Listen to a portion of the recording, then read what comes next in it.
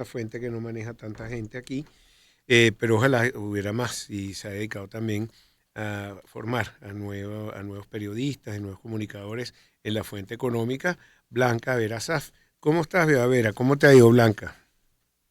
Hola Pedro, muy bien, gracias a Dios.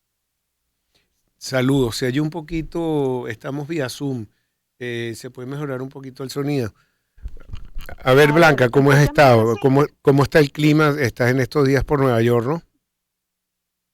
Sí, bueno, frío todavía.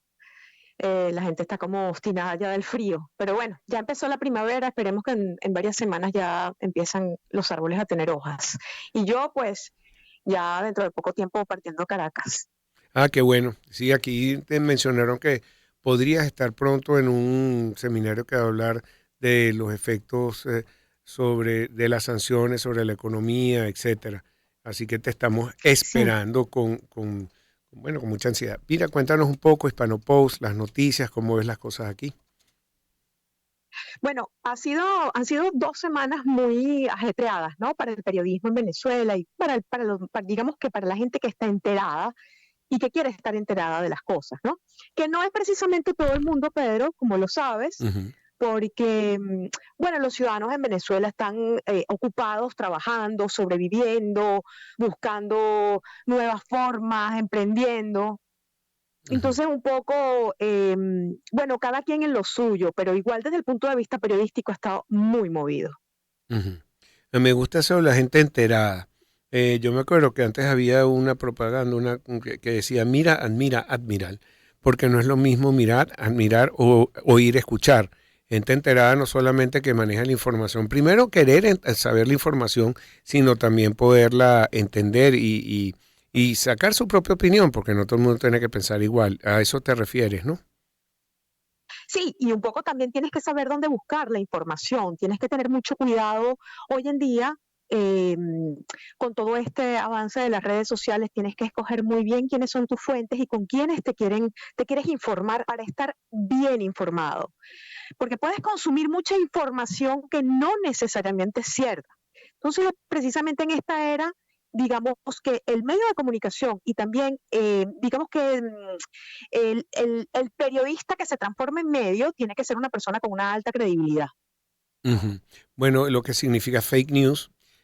Aquí cuando damos las noticias siempre damos la fuente y sea lo que sea, porque es importante y saber la fuente porque de repente, mira, hay una gente que repite cosas y le ha pasado a distintos medios y cosas que no son verdad.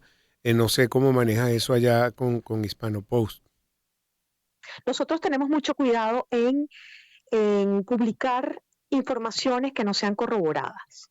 Ujú, ¿Por qué? Bueno, Pedro, porque si tú publicas algo que es mentira o que tú no has corroborado, tú pierdes tu principal activo, que es la credibilidad.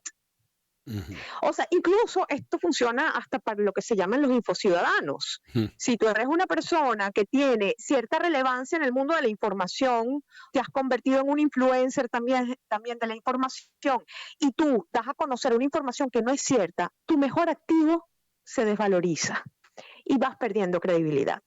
Entonces en Hispano Post lo que hacemos es que no estamos con esa histeria de publicarlo todo, sino publicamos lo que se corrobora, lo que sabemos que es información y sobre todo lo que sabemos que no tiene intención de dañar a nadie.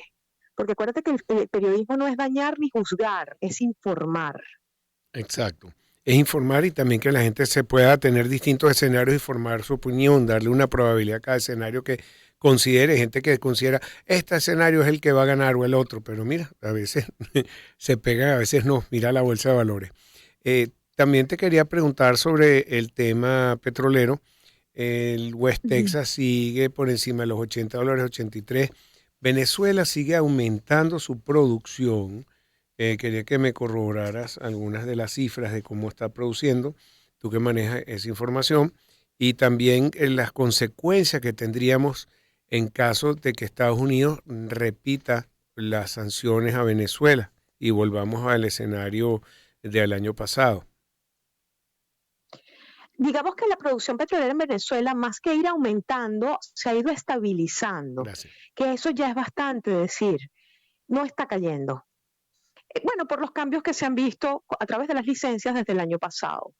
PDVSA está produciendo junto con sus socios, eh, socios variados, ¿no? Porque no solamente cuando hablamos de socios nos referimos a Chevron. Hay varias empresas internacionales también involucradas en el negocio petrolero en Venezuela, españolas, chinas, italianas. Y bueno, yo lo que creo es que el escenario tiende a continuar en una estabilización sobre las sanciones petroleras. Bueno, la información que manejamos los periodistas es que es muy poco probable que las sanciones petroleras vuelvan tal y como estaban. Bueno, un poco porque el escenario internacional no lo permite y porque, entre otras cosas, hay un convencimiento en la comunidad internacional en el poco efecto que tienen las sanciones para corregir los comportamientos de los gobiernos, digamos que no se manejan dentro del marco democrático. Entonces, de alguna manera, lo que ha generado las sanciones es un incentivo para buscar vías alternas eh, para poder sobrevivir e incluso continuar con los negocios. Esto no estoy hablando nada más de Venezuela, esto ha pasado en todos los países que han estado sancionados. Entonces, no tiene sentido continuar con una política que no genera ningún cambio. Más bien lo que hace es profundizar el sufrimiento, los padecimientos de la población. Exacto. Entonces, las sanciones no logran sus objetivos. No logran sus objetivos y es precisamente por eso que es poco probable que vuelvan las sanciones a estar como las vimos antes de octubre del 2023. Habrá algunos cambios, obviamente, porque sabemos que el levantamiento de sanciones estaba sujeto al Acuerdo de Barbados. Claro. Habrá algunos cambios en la licencia 44, la licencia general 44, pero no necesariamente esos cambios tienen que ser con volver al pasado.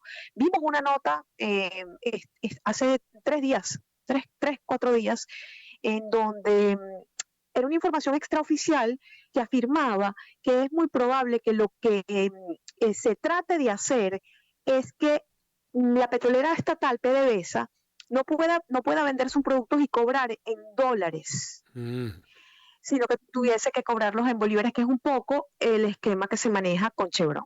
Pero eso es complicadísimo, pagar eso en bolívares.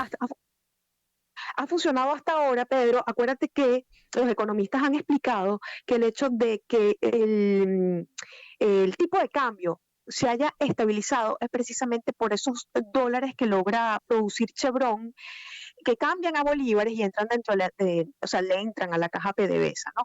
Es un efecto que cuando tú mantienes la liquidez monetaria, que es lo que nos han explicado, es decir, no sacas dinero a la calle y estás pagando un poco de deuda, y sobre todo a Chevron está cobrando un poco sus deudas, estás obteniendo dólares, pues de alguna manera hay una estabilización cambiaria. Y una pregunta, Venezuela, porque yo me acuerdo leer en algunos artículos antes de todo esto, haciendo escenarios para el 2024, uno de los escenarios era, bueno, volvemos a las sanciones, pero que el gobierno se maneja muy bien dentro de las sanciones, ha podido vender siempre su petróleo y más bien la opacidad que traen estas sanciones logra que la falta de transparencia se pueda mover perfectamente en ese escenario, ¿no? Es que es un incentivo para la corrupción que ya está comprobado. O sea, te tienes que mover además en el mercado negro, en el mercado de los piratas, a mar abierto. Tienes que además a Venezuela, de alguna manera también, ¿qué es lo que le perjudica? Bueno, sí, logra colocar el producto y lo logra cobrar, pero con descuento. Y se calcula que ese petróleo, ese barril de petróleo que se logra colocar en Asia, por ejemplo, va con un descuento del 40%. Wow. Entonces, oye, si logras colocar el barril, pero al final lo que obtienes es un precio que es 40% menos de lo que debería ser la cesta, el costo de la cesta venezolana. Dicen que en la India también se puede vender ese petróleo y lo que se llama overseas, en barcos que van bueno, en el medio del océano y se intercambia el petróleo de un barco a otro y llegan, ¿dónde es ese petróleo? No lo conseguí por ahí. Sí, le cambias la bandera al barco, además.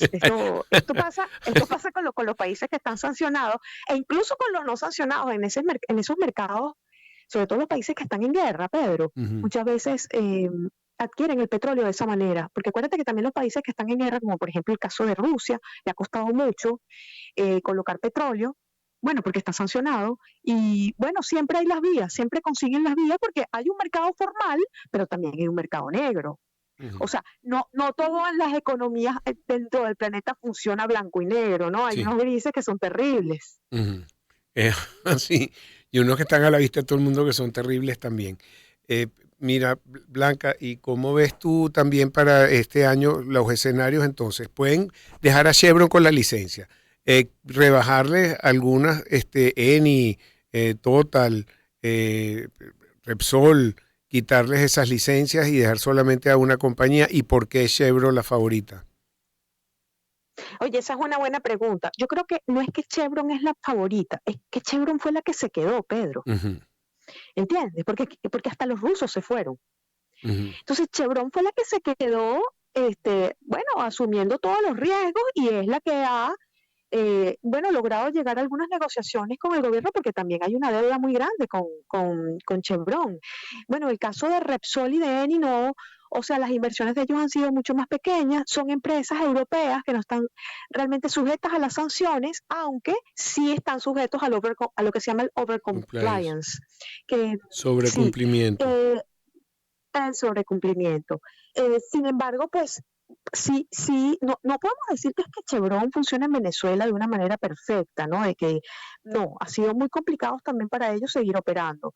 En el caso del regreso de las sanciones, acuérdate que las sanciones no solamente son para lo que tiene que ver con la venta del petróleo, sino también con la compra de aditivos. Ujú,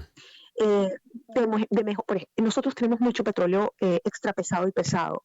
El problema que tenemos es que estando allí, a veces no lo podemos extraer porque necesitamos unos aditivos especiales eh, ujú, y no nos los venden, no los conseguimos en el mercado internacional. Con la flexibilización de las sanciones, evidentemente eso ha podido hacerse de una manera mucho más directa y ha ayudado muchísimo. ujú. El caso de la gasolina también es bien particular, ¿no? La calidad de la gasolina, según los entendidos, ha mejorado muchísimo precisamente porque han podido traer esas mezclas que se hacen para subirle el octanaje o para que el octanaje sea de una mayor calidad.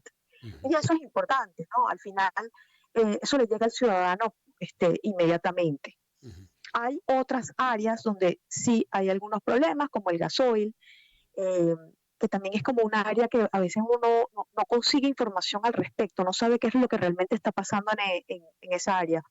Y finalmente también podemos hablar del gas, que son las inversiones de gas, la muy conocida, que es la que hemos hecho con Shell, Trinidad y Tobago, Ujú. que es, Campo de Dragón. digamos que un acuerdo a largo plazo para la explotación del gas, que como la gente sabe, nosotros en Venezuela perdíamos todo el gas que se extraía Está bien, porque nos ocupamos mucho de la explotación petrolera y no del gas. está bien.